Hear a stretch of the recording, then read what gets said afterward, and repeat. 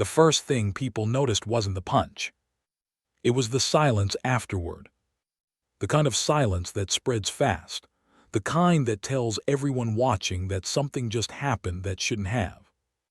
And standing in the middle of it all was a man nobody recognized, but someone who would soon change everything.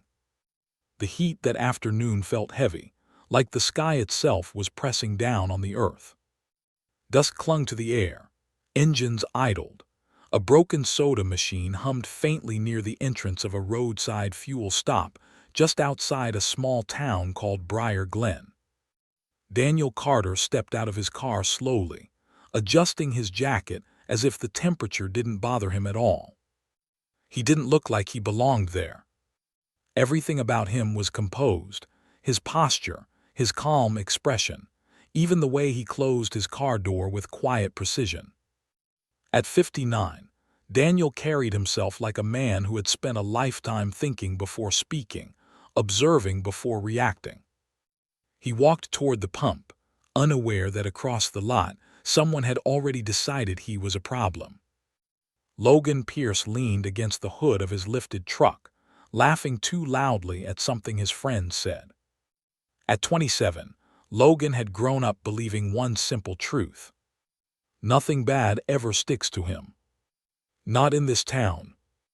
Not with his last name. His father had been sheriff for over 20 years. His uncle ran half the local businesses.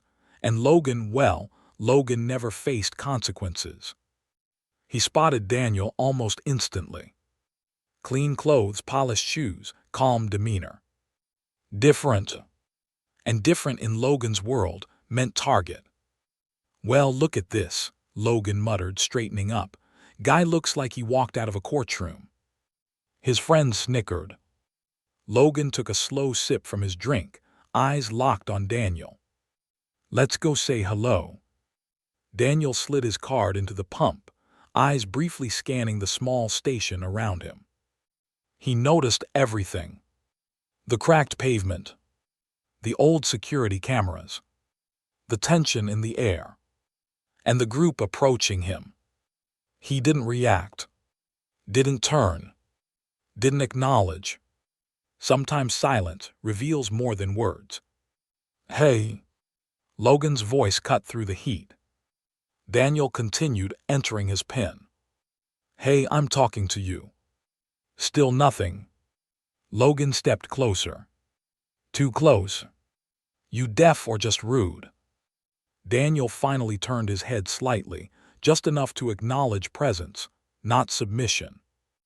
"I'm fueling my car," he said calmly. "That's all." That tone. That control. It irritated Logan instantly. Mockery crept into his grin. "Oh, we got a polite one," Logan laughed. "You lost, man. This ain't your kind of place." Daniel faced him fully now. Not aggressive. Not defensive. Just steady. "I don't need trouble," Daniel said. "Just space." The words were simple. But something about the way he said them made Logan feel challenged. And Logan didn't like that. Inside the store, the owner, Corinne Wells, froze.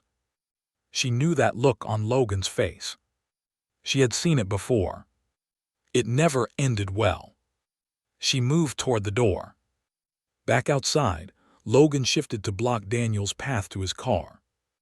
"No one said you could leave yet." Daniel paused. Looked at him. Really looked. And for the first time, Logan hesitated. Just for a second. Because there was no fear in Daniel's eyes. None. Only awareness. "You should move," Daniel said. Not loudly. Not angrily. Just certain. That certainty snapped something inside Logan. "Or what?" Logan barked. Daniel didn't answer. And that pushed Logan over the edge. The first hit came fast. Wild. Uncontrolled. It caught Daniel across the jaw, knocking him sideways into the metal pump. Gas splashed onto the ground. Someone gasped.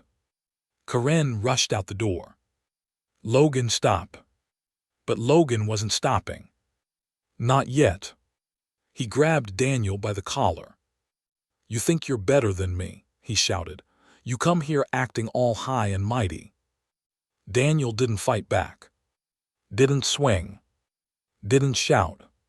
He simply steadied himself and looked straight into Logan's eyes. And that look, that calm, began to unsettle everyone watching. "Let go," Daniel said quietly. Logan tightened his grip. "You gonna make me?" Daniel didn't blink. "The next thing you do," he said, "will matter more than you think." There was something about those words. Something heavy. Something real. Logan hesitated again. But pride, ego, and the presence of his friends pushed him forward. He shoved Daniel hard. And then everything changed. "Logan, that's enough." Corinne's voice cracked through the air. She stepped between them, shaking. "I have cameras everywhere," she warned. "You're not getting away with this." A truck driver nearby raised his phone. "I'm recording." Another voice joined in. "Me too." Logan's confidence flickered. But only slightly. Until Corinne said the one thing that shattered everything. "Oh my God." She stared at Daniel. Her face went pale. "I know who you are." The words hung in the air. Logan blinked. "What?" Corinne pointed. "That's Judge Daniel Carter." Silence. Real silence this time. The kind that drains all sound from a place. Logan stepped back. His grip loosened instantly. No way." Daniel adjusted his jacket slowly. Calmly. As if nothing had happened. But the weight of the moment was undeniable. Logan's voice cracked. "I didn't know." Daniel looked at him. Not angry. Not shouting. Just disappointed. "And if you had," he asked. Logan froze. Because everyone heard what that meant. He wouldn't have stopped because it was wrong. He would have stopped because of who Daniel was. Panic spread across Logan's face. "I'm sorry," he rushed. "I didn't mean this was just." Daniel didn't interrupt. Didn't accept. Didn't comfort. He simply said, "Call the police." Minutes later, sirens filled the air. But what arrived wasn't justice. Not yet. Because the man stepping out of the black SUV wasn't just a police chief. He was Logan's father. And he had no intention of letting his son fall. Chief Robert Pierce stepped out, scanning the scene with cold precision. He saw everything. The witnesses. The phones. The blood on Daniel's lip. And his son shaken. But salvageable. "This looks like a misunderstanding," the chief said smoothly. Daniel said nothing. Corinne stepped forward.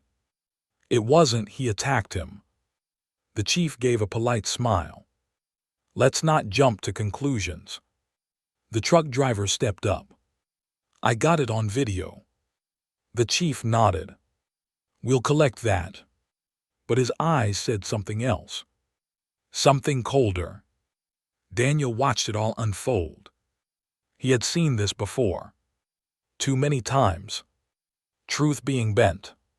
Softened. Buried. "I'd like to give my statement," Daniel said. The chief nodded. "Of course."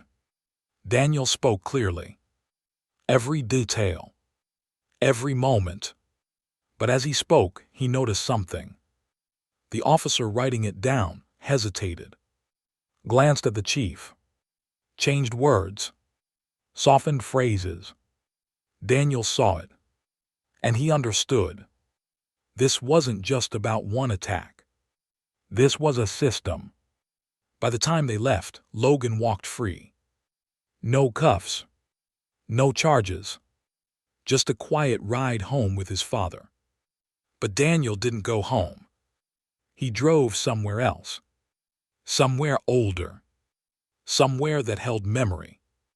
The church stood quiet in the fading light, and waiting at the door was a man who had known Daniel's family for decades. Pastor Elijah Grant. "You look like history just found you again," the pastor said softly. Daniel gave a tired smile. It never left. Inside, Daniel told him everything. And then the truth surfaced.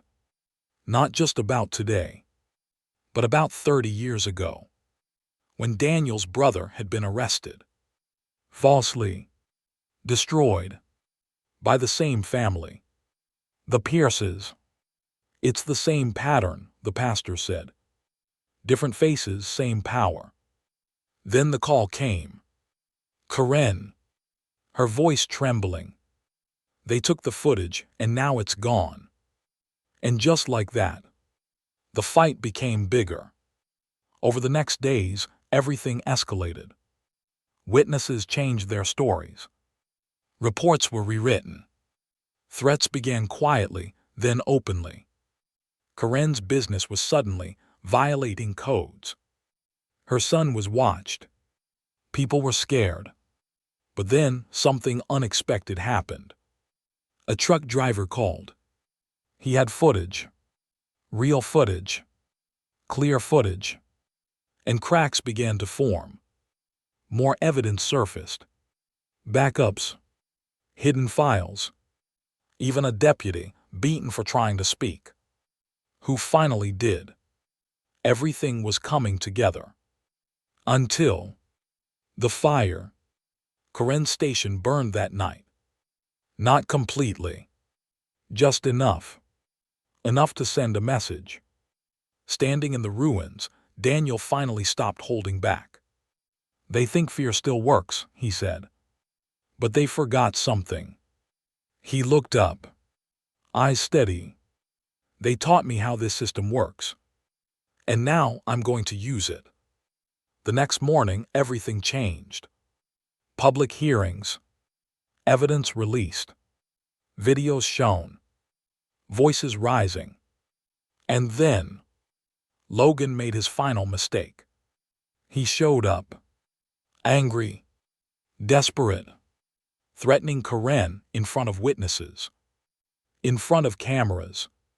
In front of everyone. This time, there was no hiding it. Arrests followed. Real ones. Not quiet ones. And for the first time in decades, the Pierce name didn't protect them. It exposed them. Weeks later, the courtroom was silent. Logan stood where Daniel had once stood. But this time, justice didn't bend. And when it was over, Daniel walked out of that courthouse into the same sunlight that had once witnessed violence. But now, it witnessed something else. Accountability. Because in the end, it wasn't the punch that changed everything. It was the moment someone refused to stay silent and made sure the truth was finally heard.